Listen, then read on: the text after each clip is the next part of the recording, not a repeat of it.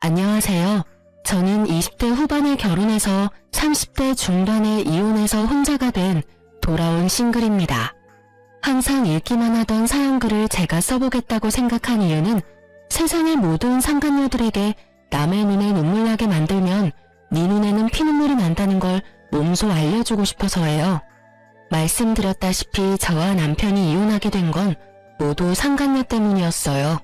그런 상간녀가 결국은 저에게 찾아와 제발 이혼하지 말라며 남편 좀 데려가라 부탁했던 사연 들려드릴게요. 저와 남편은 동갑내기 커플로 결혼을 한 건 20대 후반이었어요. 알고 지낸 지는 꽤 오래된 사이로 고등학교 동창이었거든요. 그때 만나고 서로 보지 못하다가 20대 중반에 만나게 됐죠. 그렇게 동창회에서 만나 사랑에 빠지게 된 저희는 20대 후반 요즘 치고는 조금 이른 나이에 결혼을 했어요. 처음에는 저도 예쁘게 꾸몄고 무엇보다 몸매도 날씬했었어요. 그런데 결혼 후 일과 살림을 하면서 점점 스트레스를 받고 그걸 먹는 거로 풀다 보니 살이 점점 찌고 꾸미는 것도 안 하게 됐어요. 저는 성격이 조용조용한 편이고 인내심이 좀 강한 편인데 한번 터지면 주체할 수 없게 되는 단점이 있거든요. 스트레스를 한개 끝까지 참다 보니 점점 집에서 먹는 거로 풀게 되더라고요.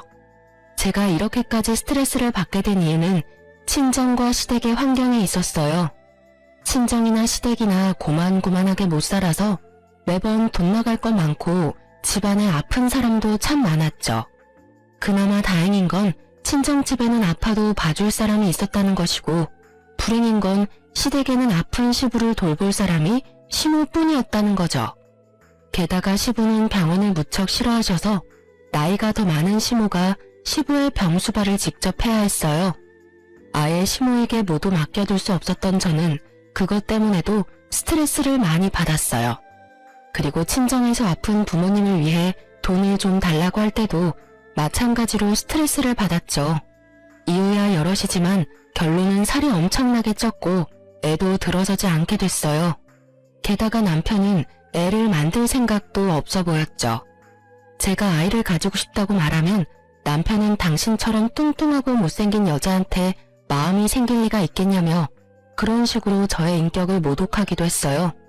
그러면서 점점 여자로서의 자신감은 완전 바닥을 쳤어요. 그날도 그런 연장선에 있던 날이었어요.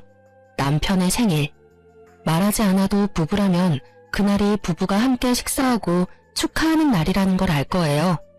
그런데 남편이 생일날 집에 들어오지 않더군요. 이상하다 싶은 생각에 연락했지만 연락도 안 됐어요. 뭐라고 문자라도 남겨주면 좋을 텐데 그런 것도 없었죠. 저는 남편이 친구들과 만나 술을 마신다고 생각했어요. 그런 일도 덜어 있었거든요. 그런데 다음 날에도 남편은 집에 돌아오지 않았어요. 생일이 금요일이고 그 다음 날이 토요일이었거든요. 집에서 기다리는 내내 연락도 되지 않아 걱정하는 마음으로 경찰에 신고할까 말까 고민하는데 도어락 열리는 소리가 들리고 남편이 들어오더군요. 그리고 남편의 모습이 눈에 들어오기보다 남편의 몸에 묻은 낯선 냄새가 먼저 현관 안으로 들어오더군요. 꽃향기 가득한 향수 냄새에 저는 멈칫했어요. 남편은 들어오더니 어색한 얼굴로 제 눈을 피했어요. 당신 외박을 하려는 이야기를 했어야 할 거 아냐. 하다못해 술 먹고 뻗었으면 아침에 일어나서 연락이라도 주던지. 이게 뭐야? 사람 조마조마하게 기다리게 해놓고 아무렇지도 않게 집에 들어와? 피곤해. 할 이야기 있으면 내일 해. 내일도 주말이잖아. 당신 요새 왜 이래? 매번 늦고 연락 안 되고. 지금도 봐. 생일날 외박에 그 다음날 늦게 들어왔잖아. 지금 이 상황에 진정할 여자가 어딨어? 그래서 뭐가 궁금한데? 친구랑 술 마시다가 뻗어 쳐 자다가 지금 일어나서 온 거라고. 당신 바람 피지? 지금 옷에서 여자 향수 냄새 엄청나거든? 게다가 친구 집에서 바로 왔다면서 머리는 멀끔하게 정리하고 옷도 어제 거랑 다른 거잖아. 친구 집에서 잔 사람이 아니라고. 내가 다른 여자를 만나건 말건 당신이 무슨 상관이야? 지금 내 마누라라고 나 관리하냐? 그럴 시간에 네 몸매나 관리해. 되지도 않은 부부놀이할 시간에. 남편의 그 말에 저는 무너진 자존감을 회복할 수 없었어요. 하지만 자존감은 무너졌어도 분노는 더 차올랐어요. 남편이 저를 무시하고 방에 들어간 후 저는 몰래 남편의 자동차 키를 가지고 지하 주차장으로 내려갔어요. 분명 거기에 증거가 남아있을 거라고 생각했거든요. 그렇게 차에 도착해서 조수석을 살피다가 아무것도 찾지 못하고 문을 닫으려는데 뒷좌석에 뭔가 있는 걸 발견했어요. 작은 검은색 상자였는데 바닥에 떨어져 있더군요. 온통 어두운 색이라 미처 발견 못하다가 제가 폰으로 손전등을 켜고 찾는 바람에 우연히 발견한 거였어요. 솔직히 그 상자를 처음 봤을 때는 별거 아닐 거라 생각했어요. 뭘 샀나 보다 싶었는데 혹시 상간녀에게 사준 것일 수도 있잖아요. 그래서 상자를 열었는데 그걸 보고 저는 말 그대로 졸도할 뻔했어요. 그 안에 들어있는 건 임신 테스트기였거든요. 저는 몰래 그걸 들고 집으로 왔어요. 남편에게 따지고 싶었지만 남편은 아예 저를 아는 척도 안 했으니 저는 저 나름대로 남편에게 복수하기로 했어요. 그래서 저는 사람을 시켜 상간녀의 집 주소와 회사 주소, 핸드폰 번호를 알아냈어요. 그리고 남편의 불륜 사진도 찍었죠. 아주 나쁜 두 연놈들이 같은 회사에서 일하고 있더군요. 차라리 좋은 조건이다 싶었어요. 저는 남편에게 연락해 시모가 당신을 급하게 찾는다고 말하며 남편을 시댁으로 먼저 보냈어요. 그리고 저는 남편 회사 앞에서 상간녀가 나오길 기다렸죠. 사진으로 봤기 때문에 그 얼굴이 선명했어요. 저는 상간녀 앞으로 가서 까만 상자를 들이밀며 말했어요.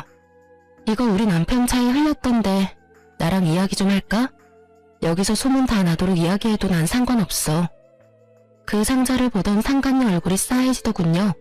본인도 알았겠죠. 제가 누군지. 그렇게 회사에서 좀 떨어진 공원에서 상간녀와 이야기를 나누게 됐어요. 이미 해가 지고 공원에는 사람 한 명 없이 조용하더군요. 우리 남편이랑 언제부터 만났어? 저 그런 사이 아닌데요. 다 알고 찾아왔으니까 거짓말하지 마. 나도 생각보다 많이 알고 있거든? 너 왜 임신 테스트기를 남편 차에 놔뒀어? 나 보라고 놔뒀니? 그런 건 아닌데. 너 남편애 임신한 거 맞아? 그 사람이 아니에요. 다른 사람 아이예요. 그러니까 그거 돌려주세요. 아, 우리 남편 만나면서 다른 남자도 만나고 있었구나. 그럼 그렇게 이야기하면서 우리 남편한테 네가 먼저 헤어지자고 말해. 지금 당장 내가 보는 눈앞에서. 제 말에 상간녀가 아무 말 못하더군요. 안 할 거면 어쩔 수 없지. 나 너희 회사, 너희 집 어딘지 다 알아. 솔직히 이렇게까지 하면 내 얼굴에 침 뱉기인 건 아는데 네가 안 한다면 내가 다 말해줄게. 회사, 집안의 모든 사람들이 다 알도록. 어때? 이제 좀 내 말대로 하고 싶은 생각이 들어? 네가 남편이랑 헤어진다고 말하고 다시는 만나지 않겠다는 각서 쓰면 나도 이번만은 묻고 넘어갈 거야. 결국 여기저기 소문난다는 말에 상간녀는 절대 안 된다며 눈물을 줄줄 흘리더군요. 이렇게 눈물 흘리며 후회할 일을 왜 애초부터 시작했는지. 불쌍하기보다는 그 얼굴 보니 화가 더 났어요. 왜 자기가 피해자인 척 하는 건지 모르겠더라고요. 울지 마. 울고 싶은 게 누군데 네가 울어? 너 피해자처럼 굴고 싶은가 본데 너는 가해자야. 다른 사람 괴롭히고 상처 준 피해자. 네가 한 짓이 어떤 짓인지 다른 사람들이 다 알게 해줄까? 결국 상간녀는 두 번 다시 만나지 않겠다는 각서를 쓰고 남편에게 헤어지자는 문자를 보냈어요. 저는 상간녀에게 말했어요. 네가 우리 남편이랑 다시 만나는 순간이 너한테는 지옥이 될 거야. 내가 네 집과 회사 모두 다 알고 있다는 것만 잘 알아도. 그렇게 말하고 저는 집으로 돌아왔어요. 집에 오니 남편이 똥줄 빠지는 표정으로 저를 기다리고 있더군요. 상간녀가 갑자기 헤어지자 하니 자기 딴에도 무슨 일이 있었는지 눈치챘겠죠. 아니면 그 상간녀가 남편에게 하소연하며 전화했을 수도 있고요. 당신 누구 만나고 왔어? 신경 꺼. 네가 나한테 언제부터 신경 썼어? 내가 누굴 만나든 관심도 없잖아. 피곤하니까 먼저 들어갈게. 그렇게 말하며 집으로 들어오는 저를 남편이 붙잡더군요. 너 그 여자 만났어? 당신이 뭔데 그 여자 만나서 상처를 줘? 열린 입이라고 다 한 줄 아나. 야, 이 미친 새끼야. 상처는 내가 받았다 이 새끼야. 너 지금 바람피니까 눈에 뵈는 게 없어? 나한테 이럴 게 아니라 내 앞에서 무릎 꿇고 빌어야 하는 게 정상 아니야? 미친 또라이 같은 새끼. 내가 그 여자 만나고 왔으면 뭐 왜 어쩔 건데 그 여자 상처 줬으면 어쩔 거냐고. 유부남이랑 바람핀 여자한테 내가 유부남 만나지 말라고 했다고 그게 큰 죄가 돼? 죄는 너희가 저질렀지. 유부남 주제에 회사에서 불륜이나 저지르는 더러운 새끼. 속사포처럼 쏘아대는 제 말에 놀라 벙친 건 남편이었어요. 제가 그렇게 나쁜 말을 하는 것도 이렇게 흥분하는 것도 남편은 모두 처음 보는 것들이었거든요. 제가 참지 않으면 어떻게 되는지를 직접 본 남편은 적잖이 놀라는 표정이었어요. 상간녀가 헤어지자고 하니까 마음이 막 아프고 그래? 근데 어쩌냐? 네 마누라가 난데. 그리고 네 새끼랑 붙어먹은 상간녀가 당신이랑 같은 회사인 거 어디에 사는지 내가 다 알고 있는데 한 번만 더 그년이랑 붙어먹어봐. 아주 내가 회사며 그 여자 집이며 다 찾아가서 동네방네 소문을 다 내줄 테니까. 거기에서만 소문낼 줄 알아? 우리 집 아파트에도 소문 다 내서 너 얼굴 못 들고 다니게 할 거야. 그런 짓 하면 당신 잡혀가는 거 몰라? 그런 거 할 생각도 하지 마. 괜찮아. 나도 그 짓 해놓고 편하게 살 생각 없어. 다 까발리고 나도 벌 받으면 되잖아. 유치장을 가든 벌금을 내든 감옥을 가든. 당신 어차피 나한테 관심 없는 거 아니었어? 그 여자 만나고 싶으면 이혼하고 해. 근데 나는 지금 당장 이혼해줄 생각 없거든? 그러니까 당신도 각 썼어. 그 여자랑 절대 안 만난다는 각 써. 제 말에 진심을 읽었는지 남편도 당황해하더군요. 그러더니 결국 각서를 썼어요. 그 각서가 유효하길 바라며 저와 남편은 다시 무늬만 부부인 생활을 이어갔어요. 자그마치 1년 동안 말이죠. 남편은 여전히 저와 함께 있는 걸 싫어하는 티를 냈지만 결국 그 각서와 상간녀와 자신의 안전을 위해 열심히 집에 돌아왔어요. 바람만 피지 않으면 된다고 생각했어요. 지금 당장은 내가 화가 났지만 시간이 지나면 풀릴 거라고. 남편의 마음을 돌리기 위해 다이어트도 시작했고요. 그런데 그런 제 노력 따위는 다 허사였죠. 남편 마음은 제게 돌아올 여지가 1도 없어 보였거든요. 그래도 저는 가정을 깨고 싶은 마음은 없었고 무엇보다 이혼녀라는 타이틀을 달고 싶지도 않았어요. 지금 생각하면 별거 아닌데 이혼을 해버리면 내가 다른 사람한테 나쁜 사람처럼 비춰질 것 같았거든요. 그렇게 저만의 고민과 고통으로 힘들어할 때 다시금 저를 힘들게 하는 일이 생겼어요. 하루는 시부가 연락이 왔어요. 원래 연락은 시모가 하는데 시부에게 연락이 온 거죠. 이상하다 생각은 했는데 시댁으로 잠시 오라는 말에 급히 오후 반차를 쓰고 시댁으로 향했죠. 급하면 남편에게 말하라고 했더니 시부가 남편에게 먼저 전화했더니 전화를 받지 않았다는 말을 하더라고요. 그때 저는 남편이 혹시 또 하는 생각을 했어요. 그렇게 시댁에 도착했는데 시부가 이상한 표정으로 말하더군요. 이놈의 할망구가 노망이 났는지 식사를 안 만들어줘. 내가 뭐라고 해도 그냥 멍하니 앉아있기만 하고 오늘 점심도 안 먹었으니 네가 밥 좀 해다오. 그리고 혹시 모르니 네 시어머니 병원에 좀 데리고 가봐라. 저는 순간 철렁했어요. 연세가 있으신 데다가 시부의 긴 병에 수발을 들던 시모에게 혹시 치매가 온 건 아닐까 하는 생각이 들었거든요. 제가 일하는 의원에도 가끔 치매 걸린 어르신이 오시는데 식사 때를 잊는다던가 식사를 계속 하시려는 경우가 있다는 걸 저도 잘 알고 있었거든요. 저는 놀란 마음에 급히 시모를 데리고 가까운 병원으로 찾아갔어요. 그리고 결국 진단받은 건 인지장애였어요.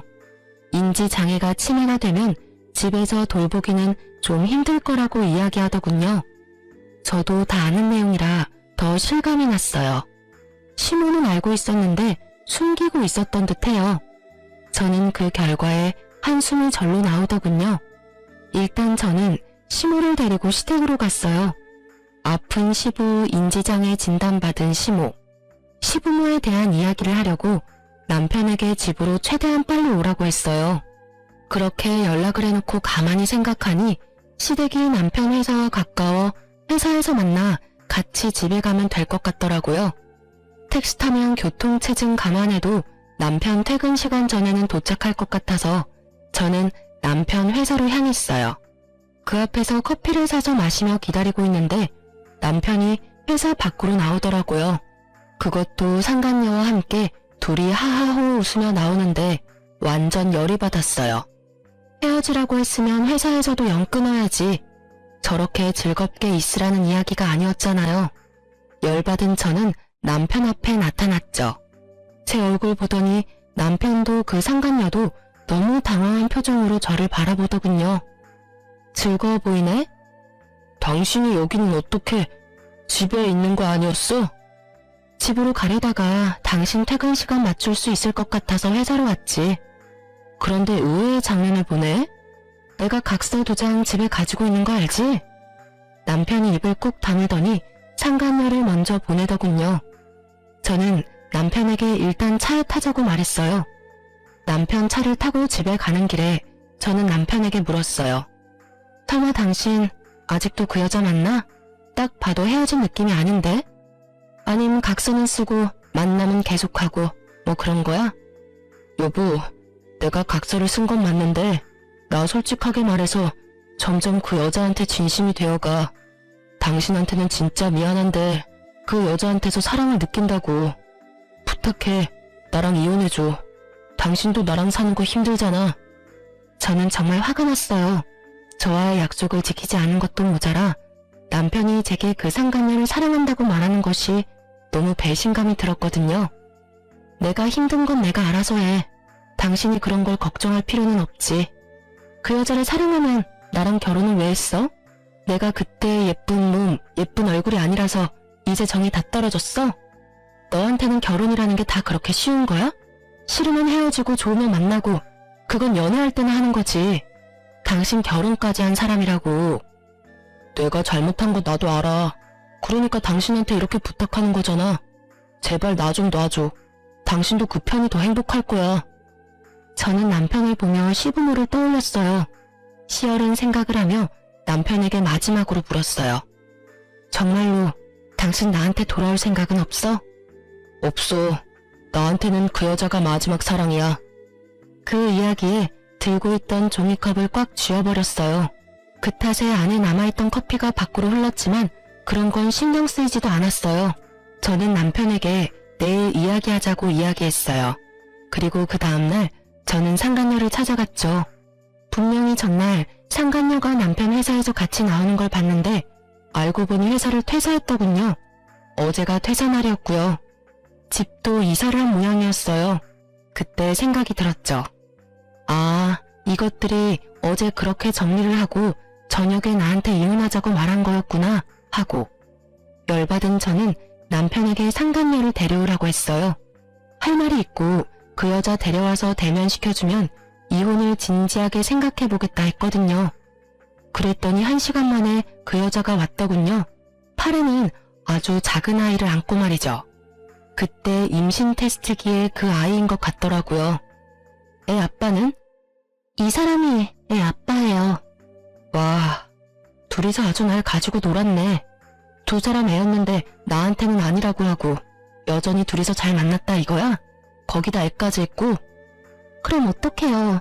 그때는 어떻게든 그 상황을 모면해야 했으니까요. 그래도 애한테 아빠는 주고 싶은 마음이라서요. 두 사람이 헤어져주면 좋은 가정을 만들 수 있을 것 같아요. 넌 이 상황에 죄책감도 없어? 아니, 미안한 마음 눈꼽만큼도 없는 거야? 죄책감이 왜 생겨야 하는데요? 솔직히 아줌마보다 내가 더 예쁘고 오빠도 나를 좋다고 했고 두 사람 사이의 장애물은 아줌마뿐이잖아요. 오히려 아줌마가 우리 사이를 갈라놓은 거 아닌가? 그냥 그때 알았을 때 이혼해줬으면 됐잖아요. 뻔뻔하기가 아주 하늘을 찌를 듯 하더라고요. 그 말을 들으면서 저는 그냥 다 놔버렸어요. 상간녀가 오기 전에는 남편을 설득해보자 싶었어요. 아픈 시부와 시모를 생각해서라도 다시 되돌려보려 했는데 이 또라이 같은 두 연놈들은 아주 작정을 하고 저와의 이혼 계획을 세웠더군요. 제가 소문을 못 퍼뜨리도록 이사까지 하고 직장도 옮기고요. 그냥 포기하기로 했어요. 남편 불륜을 눈으로 확인하면서 그런 남편의 부모를 모시는 일을 하다간 도리어 제가 정신병에 걸릴 것 같았거든요. 스트레스가 최고에 이르니 그냥 다 포기하게 되더라고요. 그렇게 됐으니까 당신이 이혼해줘. 내가 해달라는 건 다 해줄게. 솔직히 당신 애도 없고 지금 이혼해도 좋은 사람 만날 수 있을 거야. 이건 무슨 고양이 쥐 생각하는 짓인지. 누구 때문에 지금 이혼을 하는데 왜 집값게 나를 신경 써요? 저는 남편에게 말했죠. 그딴 동정 같은 건 나한테 하지 마. 내가 좋은 사람을 만나건 미친놈을 만나건 너랑은 이제 상관없어. 이혼해줄 테니까 위자료 다 내놔. 너랑 네 예비 신부도. 그리고 재산 분할 확실하게 반으로 하고 그거 아니면 나 이혼 못해줘. 못하러 소송해. 그러면 당신 유책 배우자인 건 빼박이야. 혼외자 아들 있는 데다 상간녀도 유부남인 거 알고 만났으니까. 그건 너무 큰 돈인데. 당신도 잘 알잖아. 나도 그만큼 큰 돈도 없고. 일시불 지급 안 하면 이혼은 없어. 돈은 알아서 마련해. 너랑 헤어지는 판국에 내가 당신 주머니 사정까지 고려해야겠어? 세술은 새 부대에 담으라잖아. 이 집 팔고 나한테 돈 주고 너희는 새 집에서 잘 살면 되지. 그 말에 남편은 잠시 고민하더니 알겠다며 알아서 돈 마련하겠다더군요. 그렇게 이야기를 끝내고 저는 집을 나왔어요. 친정으로 가려니 아픈 사람 있는 친정 가봐야 속만 아프겠다 싶어서 시댁으로 향했죠. 시부모 댁에 왔다 갔다 하면서 저도 시부 수발에 도움을 줬기에 제 물건이 시댁에 남아있었거든요. 그리고 남편과 이혼한 것도 이야기를 해야 할 것 같아서 시댁으로 갔죠. 남편에게는 시댁에서 오늘 하루 잘 거고 내일 주말이니 아침에 오라고 했어요. 시부모에게 이혼 이야기도 해야 된다고 말이죠. 그 다음날 시부모 밥을 차리고 제 짐을 싸고 있으니 시부가 묻더군요. 며느라가 너 어디 가는 게냐? 왜 짐을 싸고 그래? 그 사람 오면 말씀드릴게요. 뭐 필요한 건 없으세요? 우리 안사람 그때 병명이 뭐라더냐? 나는 듣고도 잊어버렸어. 치매가 맞대? 치매는 아직 아니고 인지장애라고 하는데요. 치매로 진행될 가능성이 무척 높다고 하셨어요. 그래서 아마 어느 시점이 되면 집에서 모시기는 좀 어려울 것 같고 주간 보호나 요양원을 생각해보라고 하시더라고요. 제 말에 시부가 한숨을 푹 쉬더니 그러더군요. 그럼 내 병수발은 이제 누가 들어주냐? 마누라가 제정신이 아니니 밥도 제때 못 먹을 거고. 그러지 말고 우리 집에서 살면서 며느리 네가 내 병수발을 좀 들어주면 안 되겠냐? 그 말에 대답을 하려는데 남편이 들어오더군요. 그리고 그 뒤에는 상간녀의 모습이 보였어요. 현관에서는 시부와 시모 모습은 보이지 않았어요. 그리고 저는 제 물건들과 통장 하나를 챙겨 나왔어요. 아줌마, 이혼하기로 해놓고 왜 여기 와서 이러고 있어요? 언제까지 본처로 행동할 거냐고요? 이 집에서 당장 나가요? 아주 아나무인이 상간녀 얼굴을 보며 저는 싱긋 웃었어요. 그리고 안방에 있는 시부에게 들리도록 크게 말해줬죠. 아버님, 걱정하지 마세요. 이제 아버님 식사랑 수발 드는 건 여기 있는 아가씨가 해줄 거예요. 제 말에 남편과 상간녀가 어리둥절한 표정을 짓더군요. 그래서 제가 친절히 말해줬죠. 그저께 아버님 전화 받고 어머님 모시고 병원 갔다 왔어. 아무래도 오랫동안 아버님 병수발도 하시고 우울증도 좀 있었던 게 화근이었는지 인지장애 진단받고 집에서 쉬고 계셔. 그 탓에 계속 아버님 식사 준비 시간도 잊으시고 항상 들던 병수발도 제대로 못하셔서 아버님이 걱정이 많았나 봐. 나더러 여기 살면서 병수발 들고 식사 준비 좀 해달라 하시잖아. 어차피 나랑 이혼하면 당신이 저 여자랑 결혼할 건데 이제 그건 저 여자가 다 가져가야 할 부분이잖아? 제 말에 남편이 놀라며 묻더군요. 뭐? 인지장애? 그런 일이 있었으면 나한테 미리 이야기를 했어야 할 거 아냐? 이야기하려고 한 날 당신이 나한테 너무 충격적인 말을 해서 나도 잊어버린 거야. 당신이 이혼하자고 한 날 당신이랑 상간녀가 다시 만난 걸 안 날 그날 나도 어머님 아픈 거 알았어. 그거 상의하려고 당신한테 일찍 들어오라고 한 거고. 근데 뭐 이제 난 필요 없다며. 그럼 둘, 아니 다섯이서 잘 살면 되지. 결혼이란 게 그런 거잖아. 양가 부모님도 생각해야 하는 그런 거. 오빠, 이게 무슨 말이야? 누구 아픈데? 아, 몰랐어? 아파서 이 집에서 누워 계신 건 아버님이시고 이제 막 인지장애 진단받고 아프시게 된 건 어머님이셔. 그러니까 나를 대신해서 잘 모셔줘. 나는 이혼당했잖아. 제 말에 상간녀의 표정이 잔뜩 일그러지더군요. 그럴 수밖에 없죠. 알콩달콩 셋이서 살아야 할 세 사람 앞에 갑자기 나타난 시부모의 존재가 얼마나 어색하겠어요. 아버님은 몇 년째 누워 계시는데 삼시세끼 꼬박 챙겨드려야 하고 어머님은 곧 치매로 진행될지 모르니 잠시도 눈을 떼면 안 되거든. 오빠, 이게 다 무슨 소리야? 시부모님 모셔야 한다는 말은 없었잖아. 설마 나 속인 거야? 자기야, 그런 거 아니야. 우리 아버지는 원래 아프셨는데 그때는 어머니가 수발 드셨거든. 근데 어머니 아프다는 이야기는 나도 오늘 처음 듣는 거라. 안 되면 두 분 다 요양병원 보내면 되지. 시부모가 들으면 욕 한 바가지 할 것 같은 말을 쉽사리 내뱉은 남편놈을 보며 저는 속으로 혀를 찼어요. 잘하는 짓이다. 아버님 어머님 안에서 다 듣고 계신데 말을 해도 진짜 참 효자다 효자야. 너 두 분 어떻게 모실지는 두 사람이 알아서 해. 어머님은 병원 가기 싫어했지만 또 모르지 뭐. 아참, 그리고 당신한테 이거 주는 거 잊어버렸어. 나도 모르게 내가 챙겨왔거든. 저는 남편이 아닌 상간녀에게 통장을 하나 줬어요. 상간녀는 통장을 보더니 슬쩍 웃더군요. 그 안에 남편과 모은 돈이 들어있다고 생각한 모양이었어요. 그리고 상간녀가 그 통장을 열자 그곳에는 마이너스 통장 한도 5천이 찍혀 있었죠. 남편이 매달 꼬박꼬박 갚고 있는 마이너스 통장이었어요. 한도 끝까지 빌린 데다 기한 연장이 안 되는 걸로 알고 있는데 그것도 당연히 그 상간녀에게 돌려줘야 하는 거잖아요. 내가 보관하고 있어서 내 것인 줄 알았는데 당신 거잖아. 당신 미래의 와이프한테 줄게. 아마 다다음 달 말일까지였던 것 같은데 잘 갚아. 이제 나는 한시름 좀 놓겠네. 상간녀는 멘붕이 온 표정이었어요. 그리고 그런 상간녀를 보던 남편놈은 허둥지둥 그렇게 말하더군요. 저기야, 괜찮아. 예전에 신혼집 팔면 크게 문제 될 건 없을 거야. 미쳤어? 이 돈을 다 갚고 어떻게 살아? 설마 이딴 돈 갚으라고 나한테 결혼하자고 한 건 아니지? 이러면 완전 사기 결혼이라고. 걱정 말라니까. 부모님은 병원 보내고 우리가 이 집 들어와서 살면 되지. 아니면 이 집도 팔고 새 집으로 이사 가자. 애써 행복회로 돌리는 남편과 상간녀를 보니 웃음만 나더군요. 그렇게 쉽게 해결될 일들은 아니거든요.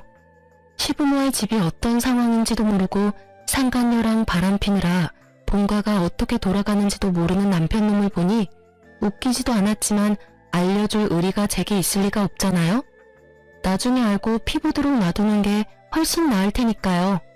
그러고 보니 좀 걱정이 되더군요. 합의로 했다가 돈 안 주면 말짱 도루묵인데 싶었어요. 그래서 합의 아니라 소송으로 하자고 했어요. 우리 합의하기로 한 거 혹시 모르니까 소송으로 하자. 당신한테 받을 수 있는 거 다 받아내려면 소송이 가장 확실할 것 같으니까. 그리고 상간녀 소송도 할 테니까 둘 중에 누가 내든 확실하게 돈 줘. 그럼. 저는 그렇게 말하고 남편과 상간녀를 두고 친정으로 돌아왔어요. 그리고 남편과 소송에 돌입했죠. 당연한 말이지만 남편과 상간녀가 저를 이길 순 없었고 제가 원하는 바는 거의 다 이루고 이혼이 이제 코앞이었죠.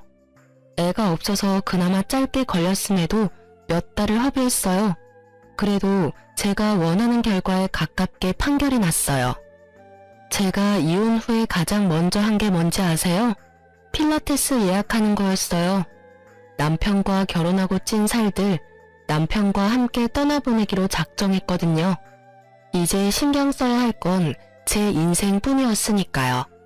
정말 마음 편하게 살도 빼고 열심히 꾸미고 취미생활도 동호회 생활도 열심히 했어요.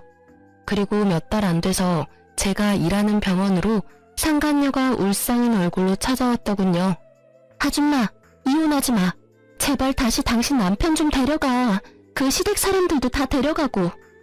다짜고짜 저를 보더니 사정사정하며 매달리는 상간녀를 보니 그동안 아주 된통 당했다는 걸 알 수 있었어요. 그 예쁘던 얼굴은 다 상하고 그 상간녀도 저처럼 살이 오르기 시작하더군요. 시댁과 남편이 주는 스트레스가 생각보다 상당한 것 같더라고요. 당연한 일이었죠. 자기 생각대로 된 건 결혼 그 자체뿐이고 나머지는 다 생각과 빗나가 버렸을 테니까요. 여기 와서 이러면 곤란한데요? 전 남편이랑 저는 이제 남남이고 저는 법적으로 이제 곧 싱글이에요. 그리고 당신은 제 전 남편의 여자친구고요. 그리고 너무 웃기네요. 헤어지라 할 때는 못 헤어진다더니 정작 둘이서 저를 이혼하도록 만들고 나서는 이제 와서 이혼하지 말라니 어느 장단에 춤춰야 할지 모르겠네요. 애랑 셋이서 알콩달콩 잘 살면 되지 왜 저한테 와서 이상한 소리 해요? 가족 셋이서 행복하게 살고 싶다 해서 헤어져 줬는데 뭐가 부족해요? 제가 빈정대며 이야기하는 걸 눈치챈 듯 했지만 상간녀는 아주 절박하게 저한테 매달려 말하더군요. 우리 애 그 남자 아이 아니에요. 그러니까 제발 이혼하지 말고 그 사람 좀 데려가요. 진짜 미쳐버리겠어. 시부모는 잠시도 가만히 있지 못하도록 만들지 그 사람은 이런 나 무시하고 집안일까지 완벽히 해내기를 바라지. 그 와중에 그 사람 빚까지. 거기다 지금 당신이랑 이혼해서 내야 하는 위자료랑 재산 분할 생각하면 지금 눈앞이 어질어질하다고. 아줌마, 나 이렇게는 못 살아. 그러니까 당신한테 다시 돌려줄 테니까 둘이서 잘 살아요. 나 2번 다시 두 사람 사이 방해 안 할 테니까. 무슨 헛소리 하는 거예요? 저 이제 내일이면 서류 정리 끝나서 싱글이에요. 그리고 둘이 못 살면 둘이서 알아서 하는 거지 왜 다 끝난 나한테 와서 이래요? 어이가 없어서. 부부 일은 부부 둘이서 알아서 해요. 그리고 이해 좀 하고 살아요. 그 사람은 당신이 마지막 사랑이라더라고. 그러면 그 사랑에 보답해줘야 하는 거 아니야? 거기다 당신도 그 남자 사랑한다며. 그럼 빚이 얼마던 시부모 수발아 얼마나 힘들던 그건 당신이 가져가야 할 일이지. 나한테 이야기한들 이제 와서 내가 뭘 해줘요? 나 이제 그 집안이랑 관계도 없는 사람인데 당신이 나를 그렇게 만들었잖아. 그러니까 사과할게. 사과한다고. 미안하니까 제발 좀 어떻게 해줘봐. 그리고 솔직히 말하면 당신도 한패나 다름없잖아. 그 집이 그 모양 그 꼴인 거 알면서 나 거기로 들어오게 만든 거 아냐. 당신이 책임져? 당신이 책임지고 나 빼내라고. 제 발로 그 집에 들어가 놓고는 뭐? 그리고 네가 나를 쫓아보냈잖아. 나한테 당장 그 집에서 나오라며? 네가 네 입으로 말해놓고 이제 와서 딴소리를 해? 책임은 네가 져야지. 네가 애초에 유부남이랑 바람을 안 폈으면 애를 안 가졌으면 이런 일도 없었겠지. 남의 가정 박살내놓고 네 가정은 아주 행복한 꿈처럼 살 수 있을 거라고 생각했나봐. 꿈도 크지. 너 같은 상간녀가 잘 되면 그거야말로 세상이 이상한 거지. 네가 왜 그런 일 당하나 싶지? 다 네가 만든 업보야. 네가 저지른 일에 대한 대가고. 그러니까 끝까지 책임지고 그 남자 맡아줘. 괜히 나한테 떠넘기려 하지 말고. 저는 꽥 소리를 지르고는 목을 다듬었어요. 그리고 저희 병원 명함을 하나 꺼내줘 줬어요. 시부모 모시기 힘들면 전문 병원에 맡겨. 물론 돈은 다 받을 거고 할인 같은 건 안 돼. 환자가 너무 싫어하거나 폭력적이어도 안 되고. 둘이서 잘 상의해서 결정하고 연락 줘. 우리도 환자 유치 요즘 많이 하려고 하거든. 힘들어서 저한테까지 와서 하소연하는 환장하다 못해 속이 썩어 문드러져 가고 있는 상간녀에게 병원 영업까지 하고 저는 망연자실한 상간녀를 두고 병원으로 들어와 버렸어요. 그리고 나중에 알게 됐죠. 그 상간녀가 그 짧은 몇 달 동안 어떻게 지냈는지. 당시에 저는 상간녀가 회사를 퇴사한 줄 알았는데 그게 아니라 육아휴직 중이었다고 하더라고요. 육아휴직하면서 시부모를 결국은 모셨다는데 시부가 시모가 하던 반찬 맛 안 난다고 몇 번을 퇴짜 놓고 반찬 새로 만들게 했대요. 거기다 시모는 저와 전 남편이 이혼한 뒤 스트레스를 받아서 그런지 치매가 생각보다 일찍 왔고요. 계속 말썽을 피워서 상간녀가 잠시도 쉴 틈이 없었다더군요. 게다가 저한테 위자료까지 줘야 해서 신혼집을 처분한 돈 중에 남은 돈은 또 없었던 것 같더라고요. 재산 분할도 분할이었지만 남편과 상간녀 두 사람이 각각 저에게 줘야 할 위자료도 있었거든요. 그것만으로도 감당이 안 되는데 마이너스 통장까지 있었잖아요. 기한 연장이 안 돼서 결국은 바로 갚아야 했는데 돈 없어서 시부모 집까지 팔려고 했다고 하더라고요. 그런데 막상 뚜껑 열어보니 시부모 집도 담보대출로 한도 끝까지 대출 끌어당긴 상태였고 팔아봐야 몇 천만 원 팔고 나와서 전세를 얻을 수 없는 상황이라 결국은 상간녀 명의로 돈을 좀 빌린 것 같더라고요. 저는 그렇게 될 줄 다 예상했었어요. 그걸 예상 못한 건 전 남편이었죠. 솔직히 그런 현실 같은 건 다 내다버리고 상간녀와 달콤한 꿈이나 꾸던 놈이 뭘 할 수 있었겠어요. 상간녀도 전 남편도 꿈에서 깨어나 혹독한 현실을 마주하는 것밖에 별 도리가 없었겠죠. 상간녀가 다녀가고 며칠 지나지 않아 전 남편이 저희 병원 앞에서 저를 기다리고 있더군요. 제가 전화를 모두 무시했더니 직접 앞에서 기다리고 있었던 거였어요. 그 상황이 너무 웃겼어요. 이혼 전이랑은 정반대였거든요. 항상 대화하려면 제가 가야 하고 제가 기다려야 했는데 이제는 전 남편이 저와 대화하기 위해 애쓰는 걸 보니 밖으로 나온 저를 보고 전 남편이 살짝 놀라더군요. 저도 그간 살을 많이 뺐거든요. 거의 15kg를 운동과 식이 조절로 감량했으니까요. 생각보다 빨리 예전 몸으로 돌아오고 있었죠. 사실 스트레스를 덜 받으니 폭식이 줄어서 빠진 것도 있긴 했죠. 어쨌든 예전 모습으로 돌아가고 있던 제 모습에 놀란 건지 전 남편이 살짝 놀라더군요. 당신 못 알아볼 뻔했어. 완전히 옛날처럼 돌아왔네. 우리 이야기 좀 할까? 당신한테 중요하게 할 말이 있어. 난 당신이랑 할 이야기 없는데? 우리 이제 헤어졌고 서류 법적으로 정리 다 끝났고 뭐가 필요한데? 나는 당신한테 이제 필요한 것도 원하는 것도 없어. 잠깐 내 말 좀 들어봐. 나 이혼하고 그 여자랑 살면서 한시도 당신 생각 잊어본 적이 없어. 정말 그 여자는 진짜 최악이었던 것 같아.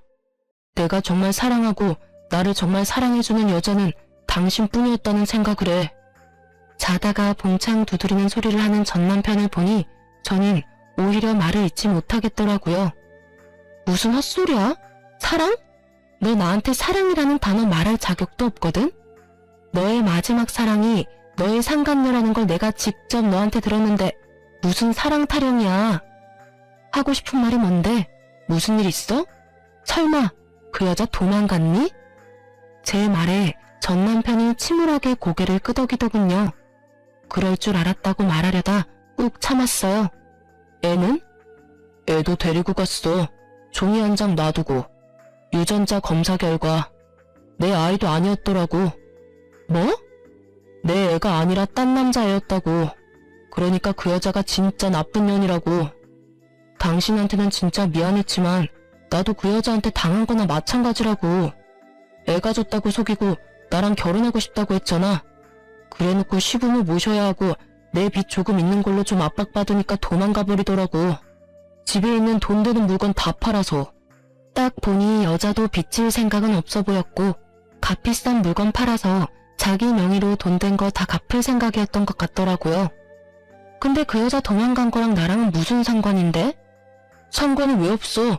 우리 사이를 방해하던 여자가 사라졌다고. 그러니까 당신이 이제 나한테 와도 된다는 말이지. 당신 어쩔 수 없이 나랑 이혼했잖아. 그러니까 다시 제자리로 돌아와. 우리 사이를 방해하던 여자. 얼마 전까지 마지막 사랑이라던 여자를 그렇게 말하는 전 남편을 보니 속에서 토가 나올 것 같더라고요. 저놈은 머릿속에 대체 뭐가 들었나 하고요. 저한테 한 말 따위는 아주 까맣게 까먹어버렸는가 아니면 저놈에게 사랑이란 입맛대로 바뀌는 건가 싶었죠.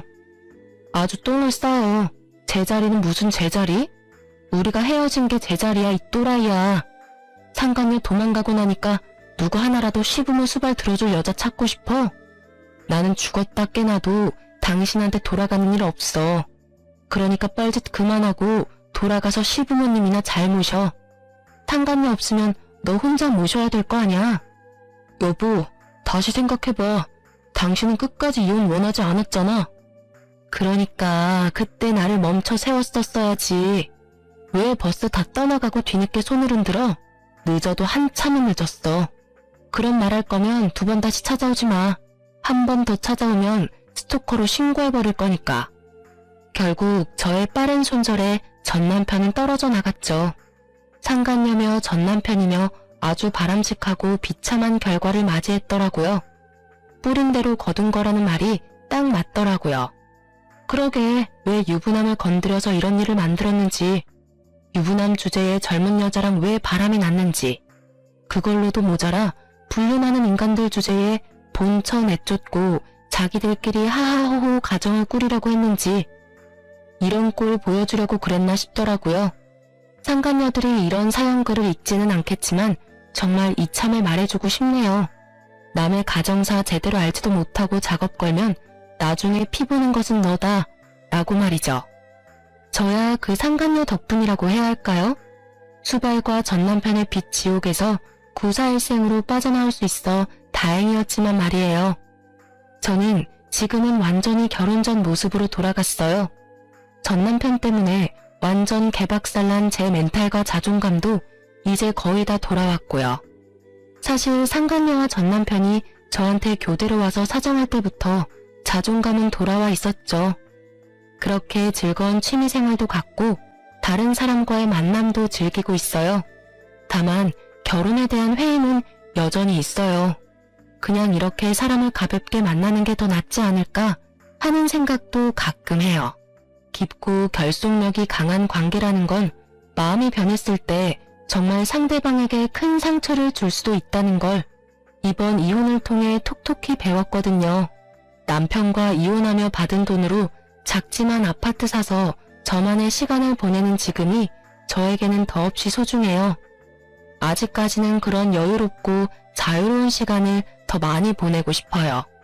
제 글 읽으시면서 어떠셨는지 궁금하네요.